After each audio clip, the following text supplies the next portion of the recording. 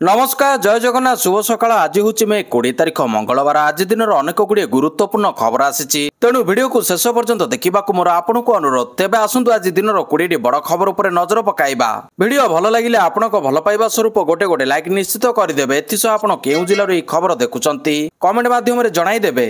आसिला प्रथम खबर बदलिला मुख्यमंत्री जन अभियोग शुणाणी ठिकणा गतकाली मुख्यमंत्री जन अभियोग शुणाणी अनुष्ठित होइतिला तबे यूनिट 5 अभियोग प्रकोष्ठ परिवर्ते यूनिट 2 अशोकनगर निकटरे लोकों अभियोग शुणिथिले मुख्यमंत्री सकाळ 8टारू जनशुणाणी आरंभ होइतिबा बेले लोकों कथा बुझिथिले मुख्यमंत्री मोहन माझी जन अभियोग शुणाणी 85% समाधान होइतिबा कथा कहिथिले। केतेक गुरुतर रोगी को 1 लाख टंका लेखाएं आर्थिक सहायता प्रदान करा जायतिबा नै सूचना रहिछि। एहा मुख्यमंत्री 11तम अभियोग शुणाणी थिला 10 थर जनशुणाणी भुवनेश्वर रे होइतिबा बेले थरे संबलपुर रे अनुष्ठित होइतिला तेबे ब्रह्मपुर रे मध्ये अभियोग शुणाणी कराजिबो बोली मुख्यमंत्री कहिसंती। परवर्ती खबर पोलाभरम प्रसंग रे मुह खोलिले मुख्यमंत्री आसंता 28 तारिख रे प्रधानमंत्री सह पोलाभरम प्रसंग रे मुख्यमंत्री बैठक नै कौनसी सूचना नाही एपरि कहिसंती मुख्यमंत्री मोहन चरण माझी से कहिसंती मुख्यमंत्री सह प्रधानमंत्री पोलाभरम प्रकल्प प्रसंग रे आलोचना करिवे बोली सेमिति किछि वार्ता मो पाखरे नाही। सूचना मुताबक आसंता 28 तारिख रे 4 राज्यर मुख्यमंत्री सह पोलाभरम विवाद नै बैठक करिवे प्रधानमंत्री मोदी। ओडिशा आंध्र प्रदेश तेलंगाना एवं छत्तीसगढ़ मुख्यमंत्री सहित पोलाभरम प्रकल्प विषय में आलोचना करने एक उच्चस्तरीय बैठक डाकिछंती मोदी। यह वर्तमान जातीय गणमाध्यम रे चर्चा होइछि तेबे यहाकू खंडन करिसंती मुख्यमंत्री मोहन चरण माझी तेबे ए विषय रे कोनोसी सूचना नथिबा कहिसंती मुख्यमंत्री मोहन चरण माझी। परवर्ती खबर एशिया कप रो ओहरिबा निष्पत्ति स्पष्टीकरण रखिला बीसीसीआई भारत और पाकिस्तान मध्य खराब संपर्क दृष्टि भारत चलित वर्ष एशिया कप खेलिबनी बोली विभिन्न गणमाध्यम रे प्रकाश पाइथिबा खबर को बीसीसीआई खंडन करिछि। एपरि खबर रे कोनोसी सत्यता नाही तथा एने कोनोसी निष्पत्ति निया जाय नाही बोली बोर्ड कहिछि। एहाकू नै किछि रिपोर्ट आम नजर को आसीछि जे बीसीसीआई एशिया कप एवं महिला एमर्जिंग एशिया कप रे अंशग्रहण न करबाकू निष्पत्ति नैछि जहा उभय एसीसी एशियन क्रिकेट परिषदर इवेंट अटे। एपरि खबर ए पर्यंत कोनोसी सत्यता नाही से कहिसंती जे एसीसी को किछि लेखिबा तो दूरर कथा ए सब टूर्नामेंट संपर्क रे बीसीसीआई कोनोसी आलोचना करि नाही किंबा कौनसी निष्पत्ति नहीं नाही। एबे हमर मुख्य ध्यान चलित आईपीएल एवं परवर्ती इंग्लैंड सीरीज उपर रहिछि। सूचना योग्य जे चलित वर्ष सेप्टेम्बर मासरे एशिया कप खेला जिवो ए टूर्नामेंट टी20 फॉर्मेट रे खेला जिबाकू जाउछि। परवर्ती खबर ओडिशारू विदा हेबे बांग्लादेशी हॉटस्पॉट पालटिछि तटवर्ती जिला बालेश्वर भद्रक केन्द्रापड़ा जगतसिंहपुर पुरी और गंजाम ए 6 जिले में चली बेआईन बांग्लादेशी चिन्हट प्रक्रिया राज्य खूब शीघ्र विदा हेबे बेआईन बांग्लादेश नागरिक एने चिन्हट प्रक्रिया चली राज्य सरकार निर्देश क्रमे नोडाल एजेंसी भाव में दायित्व नहीं एसटीएफ बांग्लादेशी को चिन्हट पर समस्त जिला अधिकारी तट सुरक्षा बाहिनी सह सबु एजेंसी को निर्देश दिया जाइछि। अन्यपटे यह प्रसंग में प्रतिक्रिया देइछंती आईन मंत्री पृथ्वीराज हरिचंदन से कहिसंती बांग्लादेशी माने ओडिशारू शीघ्र विदा हेबे कौनसी अणनागरिक ओडिशा रे रहि परिबे नाही बांग्लादेशी हटाइबा प्रक्रिया आरंभ मध्य हो जाइछि। इंजीनियरिंग विभाग गुड़िक सह आलोचना होइछि विभिन्न एजेंसी रे रही बांग्लादेशी काम करछंती सेमानकु चिन्हट करा जाउछि। परवर्ती खबर रिपोर्ट कार्ड देव गणशिक्षा विभाग रिपोर्ट कार्ड देव स्कूल और गणशिक्षा विभाग एने गणशिक्षा मंत्री नित्यानंद गंड सूचना देइछंती सरकार 1 वर्ष पूर्ति रे विभाग देव कार्ड शिक्षा रे संस्कार पाई विभाग अनेक योजना आनिछि राज्य सरकार वर्ष पूर्ति रे जोग देई पारंती प्रधानमंत्री नरेंद्र मोदी एथिरे प्रधानमंत्री सह केंद्र गृहमंत्री अमित शाह मध्य ए कार्यक्रम रे शामिल होई पारंती बोली सूचना रहिछि। मुख्यमंत्री पीएमओ सह जोगाजोग रे अछंती बोली कहिसंती राजस्व मंत्री सुरेश पुजारी से कहिसंती जे वर्ष पूर्ति को उत्सव नुहे उत्तर दायित्व कार्यक्रम भाव में पालिबो से आहुरी कहिसंती जे राज्य रे जून 12 रु 19 तारिख जाय चलिबो विभिन्न कार्यक्रम जिलाठु नै ब्लॉक पंचायत पौर संस्था रे कार्यक्रम करा जिवो वर्षक 11 निर्वाचन प्रतिश्रुति पूर्ण होईछि। परवर्ती खबर मुस्लिम पक्ष को बड़ झटका उत्तर प्रदेश संबल स्थित शाही जामा मस्जिद सर्वे मामला रे इलाहाबाद हाईकोर्ट मुस्लिम पक्ष को बड़ झटका देइछि। मे 19 2025 रे हाईकोर्ट मस्जिद परिचालना कमिटी दाखल करथिबा सिविल रिविजन पिटिशन को खारज करी जिला अदालतर सर्वे आदेश को बलवत्तर रखिछि। न्यायमूर्ति रोहित रंजन अग्रवाल अदालत एही निष्पत्ति नेइछि। न्यायमूर्ति रोहित रंजन अग्रवाल अदालत एही निष्पत्ति नेइछि जोंथिरे कुहा जाइछि जे जिला अदालतर आदेश रे कोनोसी त्रुटि नाही ଏହି ମାମଲା 3 ବର୍ଷ ପୂର୍ବେ ଆରମ୍ଭ ହୋଇଥିଲା, ଯେତେବେଳେ ଅଧିବକ୍ତା ହରିଶଙ୍କର ଜୈନ ସମେତ ଅନ୍ୟ 7 ଜଣ ଦାବି କରିଥିଲେ ଯେ ଜାମା ମସଜିଦ ଏକ ପ୍ରାଚୀନ ହରିହର ମନ୍ଦିର ସ୍ଥାନରେ ନିର୍ମିତ ଅଛି। ଏହି ମାମଲା 3 ବର୍ଷ ପୂର୍ବେ ଆରମ୍ଭ ହୋଇଥିଲା, ଯେତେବେଳେ ଅଧିବକ୍ତା ହରିଶଙ୍କର ଜୈନ ସମେତ ଅନ୍ୟ 7 ଜଣ ଦାବି କରିଥିଲେ ଯେ ଜାମା ମସଜିଦ ଏକ ପ୍ରାଚୀନ ହରିହର ମନ୍ଦିର ସ୍ଥାନରେ ନିର୍ମିତ ହୋଇଛି। ଏହି ଦାବି ଅନୁସାରେ ଜିଲ୍ଲା ଅଦାଲତ ଏଡଭୋକେଟ କମିଶନରଙ୍କ ମାଧ୍ୟମରେ ପ୍ରାଥମିକ ସର୍ଭେ ପାଇଁ ଆଦେଶ ଦେଇଥିଲା, ଯାହାକୁ ମସଜିଦ କମିଟି ହାଇକୋର୍ଟରେ ଚ୍ୟାଲେଞ୍ଜ କରିଥିଲେ। ମେ 13, 2025ରେ ଶୁଣାଣି ପରେ ହାଇକୋର୍ଟ ନିଷ୍ପତ୍ତିକୁ ସୁରକ୍ଷିତ ରଖିଥିଲେ ଏବଂ ଶେଷରେ ମୁସଲିମ ପକ୍ଷର ପିଟିସନକୁ ଖାରଜ କରିଛନ୍ତି। ପରବର୍ତ୍ତୀ ଖବର, ଶରଣାର୍ଥୀଙ୍କୁ ନେଇ ସୁପ୍ରିମକୋର୍ଟଙ୍କ କଡ଼ା ଟିପ୍ପଣୀ, କହିଲେ ଭାରତ ଧର୍ମଶାଳା ନୁହେଁ। ଶରଣାର୍ଥୀଙ୍କୁ ନେଇ କଡ଼ା ଟିପ୍ପଣୀ ଜାରି କରିଛନ୍ତି ସୁପ୍ରିମକୋର୍ଟ। ଭାରତ କୌଣସି ଧର୍ମଶାଳା ନୁହେଁ, ଆମେ କାହିଁକି ଅନ୍ୟମାନଙ୍କୁ ଶରଣ ଦେବୁ ବୋଲି କହିଛନ୍ତି ସୁପ୍ରିମକୋର୍ଟ। ସୁପ୍ରିମକୋର୍ଟ କହିଛନ୍ତି ଯେ 140 କୋଟି ଲୋକଙ୍କ ପାଇଁ ଆମେ ସଂଘର୍ଷ କରୁଛୁ। ସୁପ୍ରିମକୋର୍ଟ ଏକ ଶ୍ରୀଲଙ୍କାର ନାଗରିକଙ୍କ ଶରଣର ପିଟିସନକୁ ଖାରଜ କରି ଏହି ଗୁରୁତ୍ୱପୂର୍ଣ୍ଣ ଟିପ୍ପଣୀ ପ୍ରଦାନ କରିଛନ୍ତି।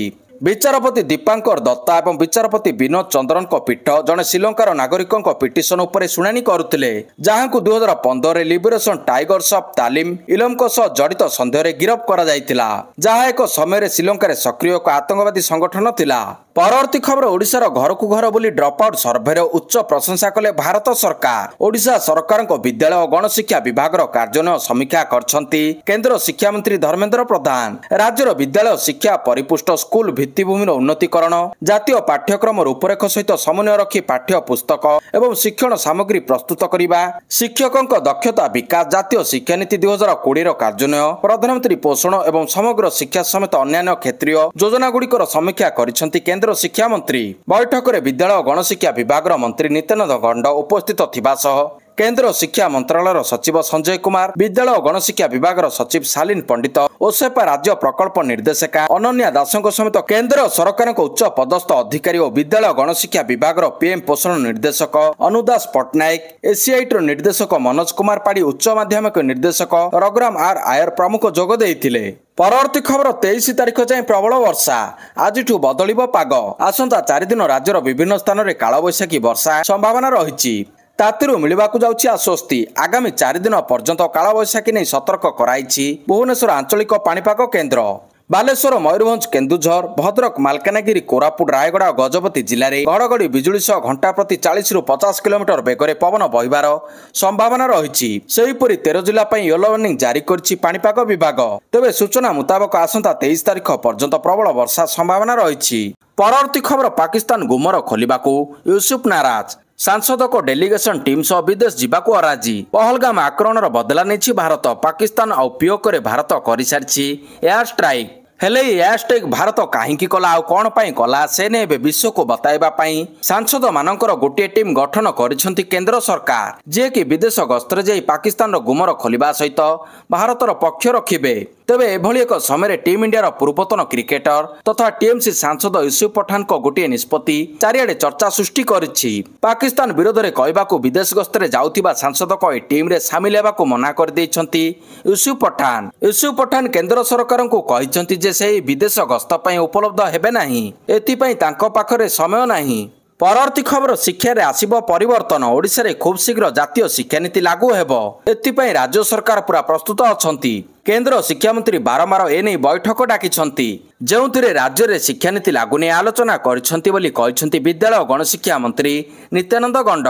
ସେ ଆହୁରି ମଧ୍ୟ କହିଛନ୍ତି ଯେ ଗତ ଦିନରେ ରାଜ୍ୟରେ ପିଏମ୍ସି ସ୍କୁଲ ନଥିଲା, ଏବେ ପ୍ରତିଷ୍ଠା ହୋଇଛି। ଆଗକୁ ମଧ୍ୟ ଆହୁରି ପିଏମ୍ସି ସ୍କୁଲ ନିର୍ମାଣ କରାଯିବ, ଏଥିପାଇଁ କେନ୍ଦ୍ର ପ୍ରତିଶ୍ରୁତି ଦେଇସାରିଛି। ଶିକ୍ଷା ବ୍ୟବସ୍ଥାରେ ପରିବର୍ତ୍ତନ କରାଯିବ, ଖାସ କରି ଶିକ୍ଷକ ନିଯୁକ୍ତିରେ ଆମ ସରକାର ଆଗରେ ରହିଛନ୍ତି। ଆଗାମୀ ଦିନରେ ରାଜ୍ୟରେ ଗୋଦାବରୀଶ ପ୍ରାଥମିକ ଆଦର୍ଶ ବିଦ୍ୟାଳୟର ପ୍ରତିଷ୍ଠା କରାଯିବ। ଖୁବ୍ ଶୀଘ୍ର ଭିତ୍ତିପ୍ରସ୍ତର ସ୍ଥାପନ କରାଯିବ। ମୁଖ୍ୟମନ୍ତ୍ରୀଙ୍କ ମାର୍ଗଦର୍ଶନରେ ଆଗାମୀ 5 ବର୍ଷରେ 496 ବିଦ୍ୟାଳୟରେ ପ୍ରାଥମିକ ଆଦର୍ଶ ବିଦ୍ୟାଳୟ ଖୋଲାଯିବ। ସେଥିପାଇଁ କାର୍ଯ୍ୟକ୍ରମ ଆରମ୍ଭ ହୋଇଛି। ଶିକ୍ଷକମାନେ ଘରକୁ ଘର ଯାଇ ସର୍ଭେ କରିବେ। ଆଦିବାସୀ ଛାତ୍ରଛାତ୍ରୀମାନେ ଶିକ୍ଷା ବନ୍ଦ ନ କରିବା ପାଇଁ 5 ଟଙ୍କା ଲେଖାଏଁ ପ୍ରୋତ୍ସାହନ ରାଶିର ବ୍ୟବସ୍ଥା କରାଯାଇଛି। ପରବର୍ତ୍ତୀ ଖବର, ବଦଳିବ ଭୂମିହୀନ ସଂଜ୍ଞା। राज्य में हेब पट्टा करेक्शन जार 4 डिसिमिल जगार कम थिबो तांको मध्य भूमिहीन भाव में गणना कराजिबो एने सूचना देइछन्ति राजस्व मंत्री सुरेश पुजारी। से कहिछन्ति घर घर को जाई तथ्य संग्रह करिबो राजस्व विभाग।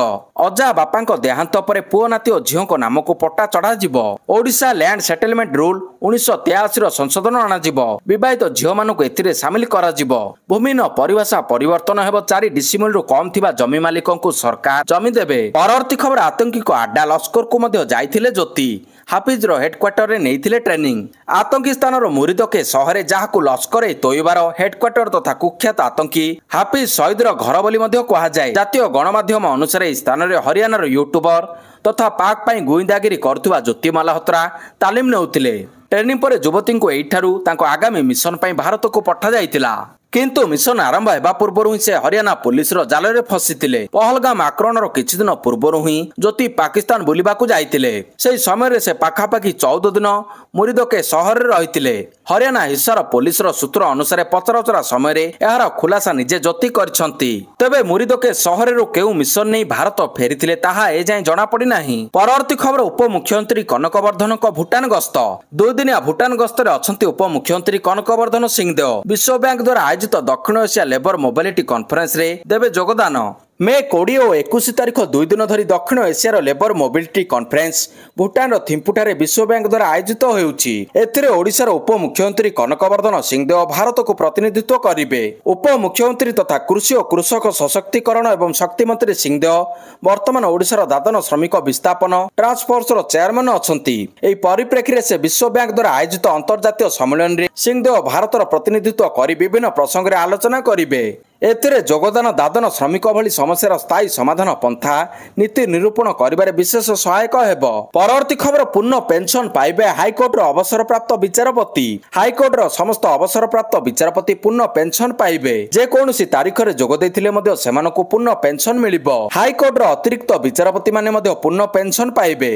एसहित अतिरिक्त स्थायी विचारपति मध्य कौन पेंशन पार्थक्य रहिबो नाही। सोमवार दिन सुप्रीमकोर्ट हाईकोर्ट समस्त अवसरप्राप्त विचारपति सेमानकर नियुक्ति तारीख किंबा स्थायी किंबा अतिरिक्त विचारपति भाव में पदवी निर्विशेष पूर्ण एवं समान पेंशन निर्देश देइछंती। परवर्ती खबर आउ जणे पाकिस्तानी गुप्तचर गिरफ। पाकिस्तान को तथ्य जोगाउथिबा अभियोग रे आउ जणे भारतीय व्यक्ति गिरफ होइछंती। पाकिस्तान रो इंटर्न सर्विसेस इंटेलिजेंस आईएसआई पई गुप्तचर कार्य रे संपृक्त थिबा जणे व्यक्ति को उत्तर प्रदेश आतंकवाद निरोध स्क्वाड एटीएस गिरफ करथिला बोली सूचना रहिछि।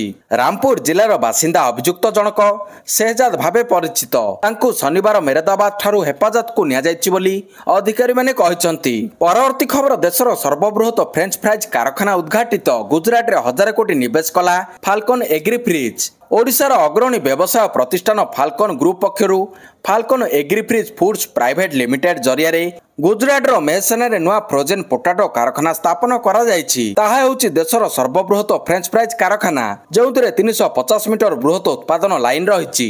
केंद्र गृहमंत्री अमित शाह एहाको उद्घाटन करिसंती। परवर्ती खबर पाकिस्तान रो टार्गेट एथिला स्वर्ण मंदिर बड़ खुलासा कले मेजर जनरल। पंजाब अमृतसर थिबा स्वर्ण मंदिर को टार्गेट करने को चेष्टा करिथिला पाकिस्तान किंतु भारतीय वायु प्रतिरक्षा प्रणाली पाकिस्तान रो हमला को विफल करिथिला। एही संपर्क रे बड़ खुलासा करिसंती general officer commanding major general Kartik Singh Seshadri. से कहिसंती जे पाकिस्तान एवं पिओके रे 9टी आतंकवादी स्थल उपर भारत रो आक्रमण करिथिला। जवाब रे 7-8 मे रात्रि अमृतसर स्वर्ण मंदिर को ड्रोन एवं मिसाइल साहाय्य रे टार्गेट करने को चेष्टा करा जायतिला। मेजर जनरल कहिसंती जे भारतीय सेना आक्रमण को रोकिबा पई पूर्व संपूर्ण प्रस्तुत रहितिला। परवर्ती खबर अमेरिकार पूर्वतन राष्ट्रपति जो बाइडेन को कैंसर दुख प्रकाश कले ट्रम्प। अमेरिकार पूर्वतन राष्ट्रपति जो बाइडेन को प्रोस्टेट कैंसर होइतिबा जणा पड़िछि। निकट रे बाइडेन मध्ये तांको प्रोस्टेट कैंसर विषय रे प्रकाश करथिले जहा पर अमेरिका राष्ट्रपति डोनाल्ड ट्रम्प दुख प्रकाश करछंती एवं तांकर शीघ्र आरोग्य कामना करछंती। परवर्ती खबर भय बढ़ाउछि कोविड। मुंड टेकुछि कोविड। हांगकांग थाईलैंड और सिंगापुर रे आक्रांतक संख्या बढ़िबा चिंतार कारण पलटिछि। सबडे 7 दिन भितर भारत रे 57 जन नुआ कोविड रोगी चिन्हट हेबा परे सतर्क रे सरकार। सूचना अनुसार सिंगापुर रे कोरोना रो प्रजाति JN.1 रो 2टी प्रजाति LF7 और NB1 रे आक्रांत हेउछंती लोके। ଏହା ଅଧିକ ସଂକ୍ରାମକ ଓ ଆକ୍ରାନ୍ତକ ରୋଗ ପ୍ରତିରୋଧକ ଶକ୍ତିକୁ କମ୍ କରୁଛି। ALF.7 ଓମିକ୍ରନର ଏକ ଉପପ୍ରଜାତି ନୂଆ ସଂକ୍ରମିତଙ୍କ ନିକଟରେ ସମାନ ଲକ୍ଷଣ ପ୍ରକାଶ ପାଉଛି ଯାହା ପୂର୍ବରୁ ଦେଖିବାକୁ ମିଳୁଥିଲା। ଥଣ୍ଡା, ଜ୍ୱର, ଥକାପଣ ପରି ଲକ୍ଷଣ ପ୍ରକାଶ ପାଉଛି। ସେହିପରି NB1 ଉପପ୍ରଜାତି ଆମେରିକା, ୟୁରୋପ, ଏସିଆ ଦେଶରେ ଅଧିକ ପ୍ରଭାବ ବିସ୍ତାର କରୁଛି। ଏଥିରେ ସଂକ୍ରମିତଙ୍କ ନିକଟରେ ଗଳା ଦରଜ, ମୁଣ୍ଡ ବ୍ୟଥା ଓ ଦୀର୍ଘ ଦିନ ଧରି ଖାସ ପରି ସମସ୍ୟା ଦେଖାଯାଉଛି। ସେପଟେ ଅଭିନେତ୍ରୀ ଶିଳ୍ପା ଶିରୋଦ୍କର ମଧ୍ୟ କରୋନାରେ ଆକ୍ରାନ୍ତ ହୋଇଥିବା ସୂଚନା ସୋସିଆଲ ମିଡିଆ ପୋଷ୍ଟରେ ଉଲ୍ଲେଖ କରିଛନ୍ତି। ପରବର୍ତ୍ତୀ ଖବର, ଜୟଶଙ୍କରଙ୍କ ବୟାନ, ରାହୁଲଙ୍କ ପ୍ରଶ୍ନ। 3 ଦିନ ଭିତରେ 2ଟି ସୋସିଆଲ ମିଡିଆ ପୋଷ୍ଟ କରିଛନ୍ତି ବିରୋଧୀ ଦଳ ନେତା ରାହୁଲ ଗାନ୍ଧୀ। ପ୍ରଥମ ପୋଷ୍ଟ ମେ 17ରେ ଓ ଦ୍ୱିତୀୟଟି ମେ 19ରେ ହୋଇଥିଲା। ପ୍ରଥମ ପୋଷ୍ଟରେ ରାହୁଲ ପଚାରିଥିଲେ ପାକିସ୍ତାନକୁ ପୂର୍ବରୁ ସୂଚନା ଦେବା କେତେ ଦୂର ଉଚିତ ଥିଲା, ସେନାର କେତୋଟି ଯୁଦ୍ଧ ବିମାନ ନଷ୍ଟ ହୋଇଛି। ଦ୍ୱିତୀୟ ପୋଷ୍ଟରେ ରାହୁଲ ଲେଖିଛନ୍ତି ବୈଦେଶିକ ମନ୍ତ୍ରୀ କାହିଁକି ଚୁପ୍ ବସିଛନ୍ତି, ଏହା କେବଳ ଏକ ତ୍ରୁଟି ନା ଅପରାଧ ଅଟେ, ଉତ୍ତର ପାଇବା ପର୍ଯ୍ୟନ୍ତ ପ୍ରଶ୍ନ ପଚାରିବି। ନିକଟରେ ଭାରତର ବୈଦେଶିକ ମନ୍ତ୍ରୀ ଏସ୍ ଜୟଶଙ୍କର ଏକ ବୟାନ ଦେଇଥିଲେ ଯେଉଁଥିରେ ସେ କହିଥିଲେ କି ଆତଙ୍କୀ ଠିକଣାକୁ ଧ୍ୱଂସ କରାଯିବା ନେଇ ଆକ୍ରମଣ ପୂର୍ବରୁ ପାକିସ୍ତାନକୁ ସୂଚନା ଦେଇଥିଲା ଭାରତ। ଜୟଶଙ୍କରଙ୍କ ଏହି ବୟାନକୁ ନେଇ ତମ୍ବିତୋଫାନ ଦେଖାଦେଇଛି ଯାହାକୁ ଏକ ବିବାଦୀୟ ପ୍ରସଙ୍ଗ କରି ବାରମ୍ବାର ପ୍ରଶ୍ନ ଉଠାଉଛି କଂଗ୍ରେସ। ବିରୋଧୀ ଦଳ ନେତା ରାହୁଲ ଗାନ୍ଧୀ ଏହାକୁ ଦେଶ ବିରୋଧୀ କାମର ଆଖ୍ୟା ଦେଇଛନ୍ତି। ସେପଟେ ଭାରତୀୟ ବୈଦେଶିକ ମନ୍ତ୍ରାଳୟ ଏନେଇ ସ୍ପଷ୍ଟୀକରଣ ରଖିଛି। ବିଦେଶ ମନ୍ତ୍ରୀଙ୍କ ବୟାନକୁ ଭୁଲ ଭାବରେ ଉପସ୍ଥାପନ କରାଯାଇଥିବା MA କହିଛି।